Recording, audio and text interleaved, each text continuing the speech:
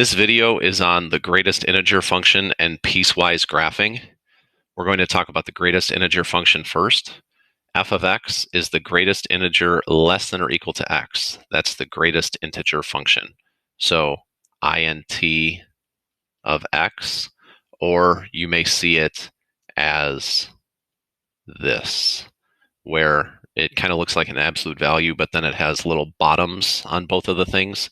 You may see it written like that some places. Essentially what it is you take whatever the number is, and then you always round down, so to speak, to the nearest integer, not the nearest integer, but the integer that's below it. So x is 2.1 here. I'm going to write 2 because that's below it. 3.9, the integer that's below it is 3. So in rounding, we would go up to 4, but we're essentially going down to 3. 0, 0 is going to be on the graph because you don't have to change it. It's equal to, less than or equal to. So then 1 is going to have 1. Negative 1/2, this is where it starts to get tricky. Negative 1/2 does not go up to 0, it goes down to negative 1. So when we see a problem like f, negative 1.1 or negative 11/10, we see the negative 1 and we may think that we just want to write negative 1, but we have to always go down to the integer, the greatest integer less than or equal to. So the nearest less than integer, less than or equal to integer. So that's going to be negative 2. So now I'm going to graph these things. 2.1 comma 2 is on the graph. 3.9, that's not 2. Sorry about that. 2.1 comma 2, 3.9 comma 3, 0, 0, 1, 1, negative 1/2, negative 1, negative 1.1, negative 2. These are all points, but that doesn't represent every point. So I'm just going to start plotting a lot of points. If I have 2.2, that's going to be at 2, 2.3, 2.4, and so on, all the way up until I get to 3. And then once I get to 3, I then start to go up here. So it's going to look something like this. So this is how the greatest integer function is graphed. That should be an open circle, open circle, open circle, open circle. And so this is the greatest integer function. The domain of the greatest integer function is all real numbers. The range of the greatest integer function is just the integers. So negative 3, negative 2, negative 1, 0, 1, 2, 3. It's the integers. And that should be a dot, dot, dot after that. So it's the integers. If I want to use my nerdy math notation, I use the z with the extra line. Evaluate the following using the greatest integer of 2x. So if I have f of 1.2, that's going to be the greatest integer of 2.4, which is 2. This one's going to be the greatest integer of 3.2. Oops. Which is 3. This is going to be the greatest, I keep doing that, the greatest integer of negative 3.6, which, remember, when we have a negative, we have to go even further down, so that's negative 4. And then this is negative 4.8's greatest integer, which is negative 5. That's the greatest integer function. When a function is defined by more than one equation, it's called a piecewise function. So we're going to go over piecewise functions. F of x in this case is 2 different lines.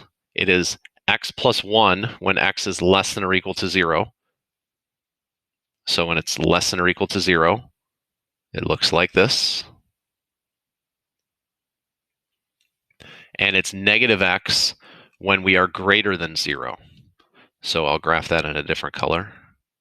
Notice greater than 0, so I have an open circle at the point 0, 0. And that's kind of how it works. So this question was easy to be able to just kind of graph like this. Sometimes it may benefit you to graph the entire line for some of these things and then just erase things that you don't want when it's over. So x plus 1, I could have graphed the entire x plus 1. I could have graphed the entire x plus 1, and I could have graphed the entire negative x, and then I could have been like, okay, x is less than or equal to 0, this one applies. So that means that I don't want anything that's bigger than 0 on this line. Negative x greater than, so I don't want anything over here. So that's another option for you in terms of like something that you can do if that will help you out. So the domain of this function is all real numbers, negative infinity to infinity. We don't have any x values that are not hit. The range, if I'm looking at the range of this function, if I look at the range of this function, that's this line kind of sweeping up. I hit everything. Even though there's a hole here, I still hit a value at negative 1, 0, so I'm still hitting that y value. And then it goes up to 1, and then after that, I don't hit anything else. So the range of this function is going to be negative infinity to 1. The x-intercept of this function, there is one x-intercept. There could be more, but there's one x-intercept, and it's at negative 1, 0. Notice that 0, 0 is an open circle. It's a hole. It doesn't, it has no value. The y-intercept is at 0, 1. This function is increasing. When we think about increasing, we're always thinking about as we go from left to right.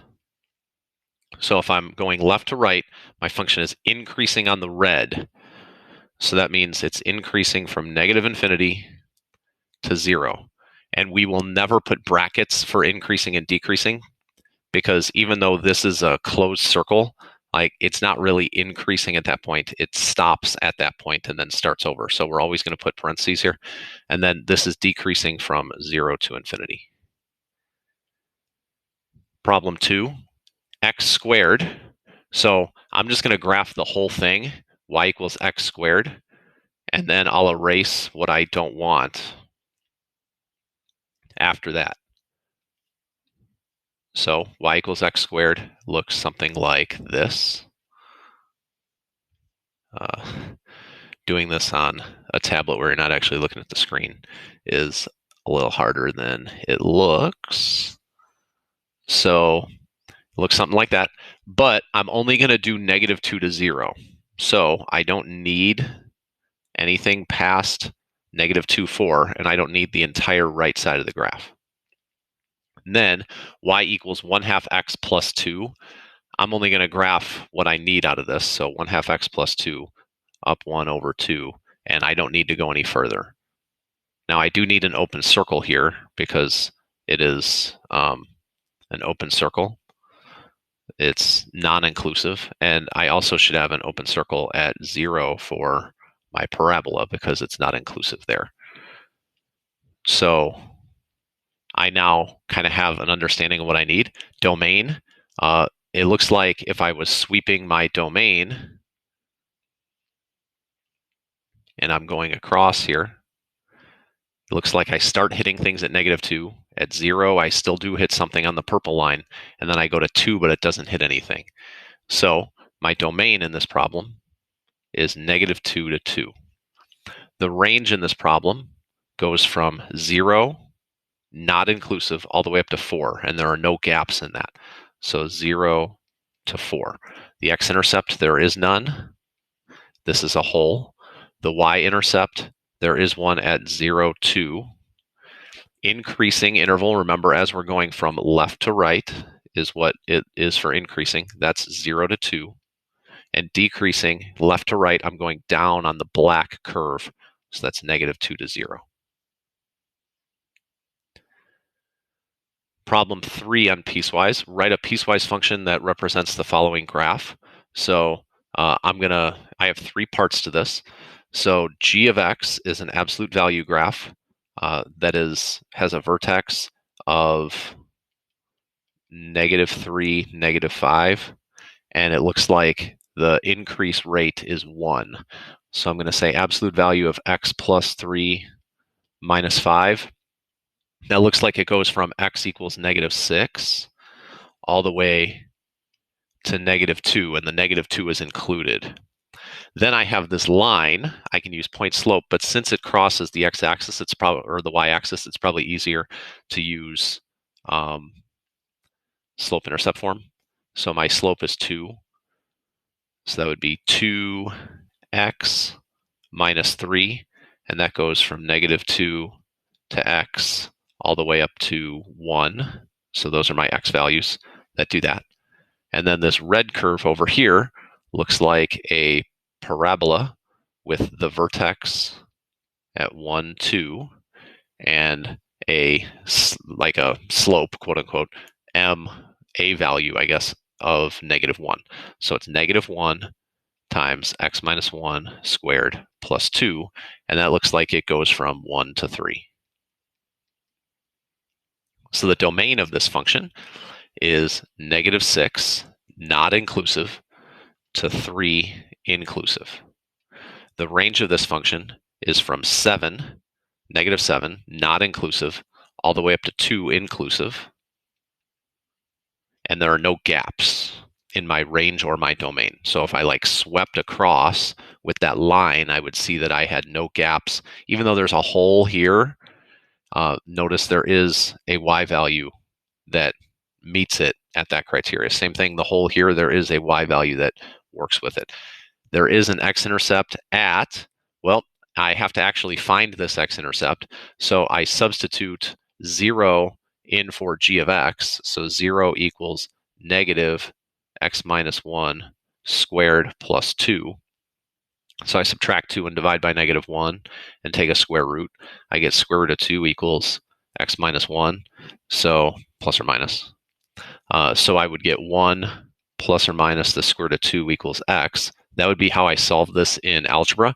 But notice I'm only taking this side of the graph. If it got extended, I would also have one over here.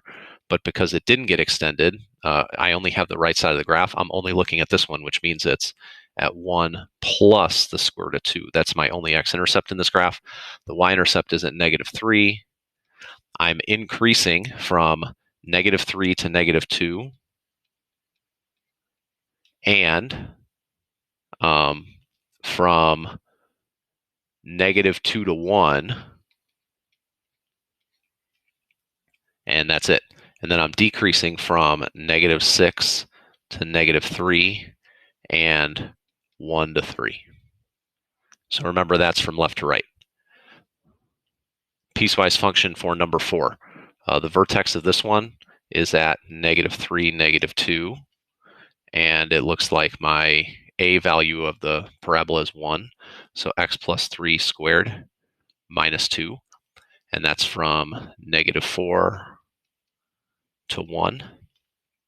Then I have a horizontal line at 4, so y equals 4, and that's from, that should be a -1, and that's from -1 to 3, and then I have from 3 to infinity, so I would just say x is greater than 3. I have a line, and I'm probably just going to use kind of a version of point slope, so I don't have to think about it, but the slope is 2, and then the point that I'm going to use is 3, 3. So x minus 3 plus 3. The domain of this function is -4 to infinity. There are no gaps in my domain after that. I do have 2 holes, but there are values that are hit. The range goes from -3 all the way up to infinity, except there is a gap. So notice that from 2 to 3, there are no y values. So that means I have to say -3 to 2 union 3 to infinity. The x-intercept, once again, I'm going to have to solve this parabola and only take the right side. So I have x minus 3 squared minus 2 equals 0. Set y equal to 0, add 2, take the square root. I get x minus 3 equals the square root of 2, plus or minus. But I'm only going to take the positive side because it's the right side of the parabola. Then add 3, so x equals 3 plus root 2. So I have 3 plus root 2, comma 0. The y-intercept is at 4. This function is increasing from negative 3 to negative 1 and from 3 to infinity. It is decreasing from negative 4 to negative 3. Remember, we're always looking from left to right. And then it is constant from negative 1 to 3.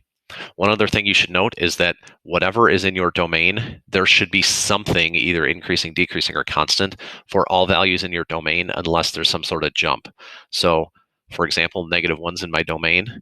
I see negative 1, but I have parentheses for both of them. So unless there's some sort of jump or gap or something, or some kind of different weird function, then you're going to have a missing spot in the interval there. But otherwise, everything that's in your domain should be showing up somewhere in your increasing, decreasing, or constant intervals.